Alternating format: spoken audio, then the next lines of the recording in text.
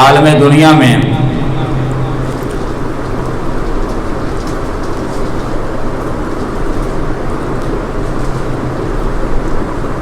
بہت سی لڑائیاں، بہت سی جنگیں وقوع پذیر ہوتی رہی، ہر دور میں رہیں، مگر مخصوص اوقات کے لیے مخصوص لوگوں میں رہیں۔ پھر فریقین صلح کر لیتے،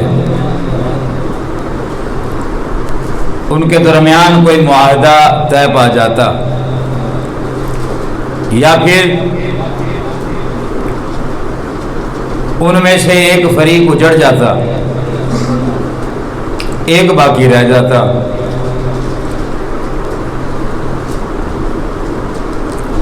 ایک جنگ ایسی ہے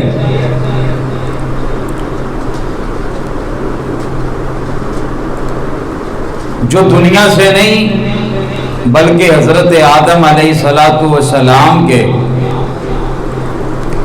پیدا ہونے سے ہی شروع ہو گئی، اب تک وہ موجود ہے، یہ جنگ قیامت تک رہے گی۔ اور ایک حقیقت یہ بھی ہے کہ فریقین میں صلح نہیں ہو سکتی،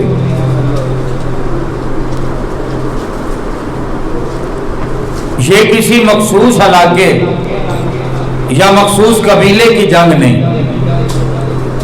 یہ حق اور باطل کی جنگ ہے۔ حق بھی مختلف صورتوں میں اور باطل بھی مختلف صورتوں میں۔ حق بھی کسی نہ کسی کردار کے ساتھ اور باطل بھی کسی کردار کے ساتھ مقابلے میں آتے رہے، صلح کبھی نہیں ہوئی اور نہ کبھی ہو سکتی ہے، لیکن نتیجہ تو ہونا چاہیے۔ تو یاد رکھیں، اس جنگ میں جو حق اور باطل کی ہے، اللہ تعالیٰ نے جب بھی فتح عطا فرمائی ہے، حق کو عطا فرمائی ہے۔ حق حضرت آدم علیہ السلام کے ساتھ ہے اور باطل ابلیس میں ہے، تو حق حضرت آدم علیہ السلام کے ساتھ تھا، فتح حق کی ہوئی، وہ مسجود ملائکہ بنے۔ باطل میں اگر فرعون آیا ہے تو حق میں حضرت موسیٰ علیہ السلام تشریف لائے ہیں، فتح حق کی ہوئی۔ نمرود اگر باطل میں ہے تو حضرت ابراہیم علیہ السلام حق کے ساتھ آئے، فتح حق کی ہوئی۔ سید دو عالم صلی اللہ علیہ وسلم حق کے ساتھ آئے، فتح باطل کی نہیں، حق کی ہوئی۔ اسی طرح یہ جنگ ہمیشہ جاری رہی۔ پھر ایک میدان کربلا میں بھی سجا، باطل والوں میں یزید ہے، باطل والوں میں شمر ہے، باطل والوں میں ابن زیاد ہے، 70,000 سے زیادہ لوگ موجود ہیں، باطل کے ساتھ ہیں۔ اور حق میں حضرت ابراہیم علیہ السلام کے، نبی کریم صلی اللہ علیہ وسلم کے، صدیق اکبر کے، عمر، عثمان و علی کے نقش قدم پہ چلنے والے حضرت امام حسین ہیں۔ مختصر سی جماعت ہے جن کو 72 افراد کہا جاتا ہے۔ یاد رکھیں، اللہ نے اس میدان میں بھی جو فتح عطا فرمائی ہے وہ حق والوں کو عطا فرمائی ہے۔ تو حق اور باطل کی جنگ ہمیشہ سے رہی، فتح ہمیشہ حق کی ہوئی، کامیاب ہمیشہ حق والے ہوئے۔ اس کی مثال یوں سمجھ لیں، یہ نہیں دیکھا جاتا کہ ہارنے والا یا جیتنے والا کتنا نقصان اٹھانے والا ہے، یعنی کہ ایک طرف حق ہے، ایک طرف باطل ہے۔ جو حق کے ساتھ ہے اس پہلوان کو جو میدان میں آیا حق کے ساتھ ہے، اس پہلوان کو بڑی چوٹیں لگی، بہت زخم آئے، لیکن اس نے اپنی کمر نہیں جھکنے دی، اس نے اپنی کمر نہیں لگنے دی۔ اور ایک طرف باطل ہے، اسے چوٹ کوئی نہیں آئی، اس کے جسم پر خراش تک نہ آئی، لیکن آخر میں اس کی کمر جھک گئی، اس کی کمر لگ گئی۔ تو بتائیں، چوٹیں لگا کر، اپنے وجود پر چوٹیں لگوا کر اگر پشت نہ لگنے دے، یہ تو جیت گیا نا، اور اگر چوٹ نہ لگے پشت لگ جائے یہ ہار گیا۔ یہ تو عام فہم سی بات ہے، ہمیشہ بات نتیجے کی ہوتی ہے۔ اگر نتیجہ تن کسی کی کمر لگ گئی وہ ہار گیا، چوٹ نہ بھی لگی ہو، اور نتیجہ تن کسی کی کمر نہ لگی لیکن چوٹیں بڑی لگی وہ جیت گیا۔ اصول یہی ہے۔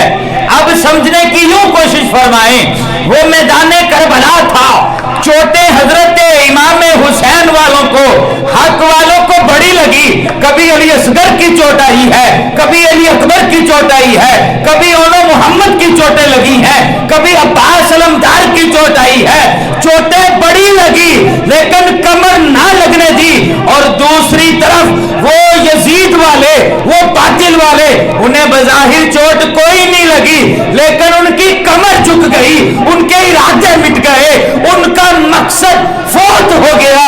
آپ خود بتائیں جیتا کون ہے، ہارا کون ہے؟ ایک طرف پانی پینے والے تھے، ان کی کمر جھک گئی، ایک طرف پیاسے تھے، ان کی کمر نہ جھکی۔ یہ بتائیں پانی پینے والا جیتا یا پیاسا رہنے والا جیتا؟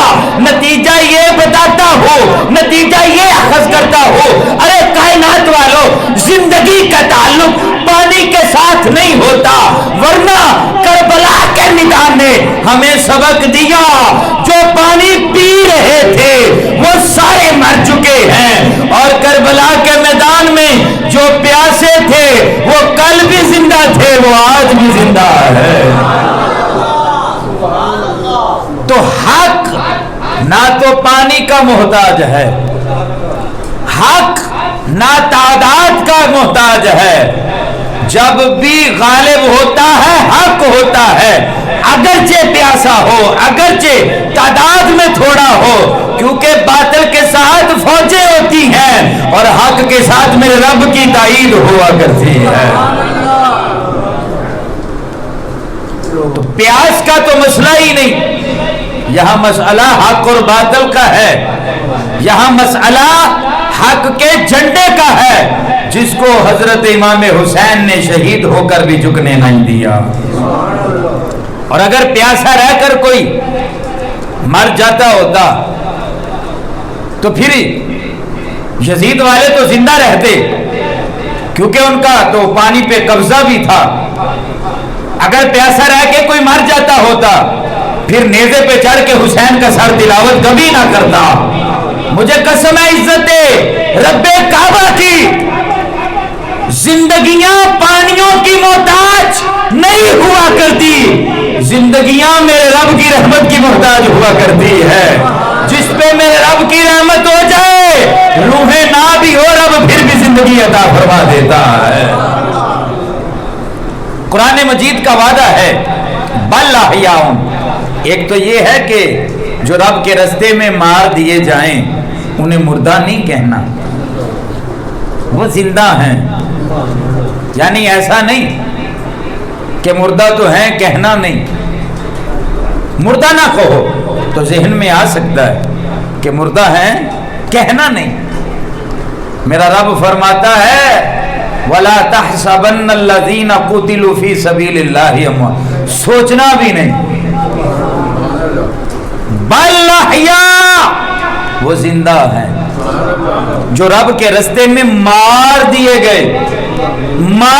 گئے وہ زندہ ہیں، وہ زندہ ہیں۔ اور جو رب کے مخالف آئے وہ مردہ ہے. ہم یہ کہہ سکتے تھے یار کوئی اندھا ہے تو اسے اندھا نہیں کہنا چاہیے, کوئی بھینگا ہے تو اسے بھینگا نہیں کہنا چاہیے, یعنی ہے وہ مگر نہ کہیں. لیکن یہاں پر ایسا نہیں, اللہ فرماتا ہے کہنا نہیں. کیوں؟ اس واسطے نہیں کہ مردہ ہے اس لیے نہیں کہنا, ادب کرے, نہیں. فرمایا باللہ, یہ کوئی مانوی طور پہ نہیں, یہ حقیقی طور پہ زندہ ہے.